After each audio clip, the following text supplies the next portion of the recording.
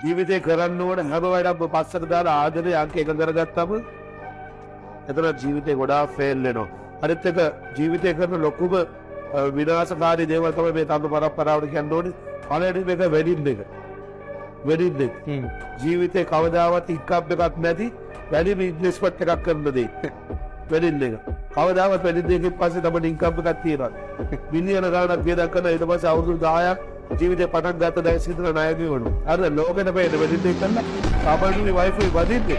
සාමාන්‍ය වයිෆයි ඔළුවේ පස්සේ ආත්‍යාගෙන අඩුව තරමේ තමන්ගේ ජීවිත විශේෂතාවයක් කී නිදි ගන්න පෙව්වත් ඉදුම් ටිකක් කවලා කාලා බීලා සිද්ධ කියලා එතන ඉදුම්ටත් ගහලා එතන ගාන නැති කරාට කවද ඊට කලින් යා ඔච්චර දුරට සක්සස් වෙලා රිස්ටැටිස් කරා ජීවිතේ පටන් ගන්න කලින් යාර මොකද තියෙන ඉන්කම් එක යා බෙතකලා අදල්ටි හරියම පාඩකගෙන තමන්ගේ ලයිෆ් එකට හොයාගන්න කියලා දෙනොත් එතන බුදු සරණයි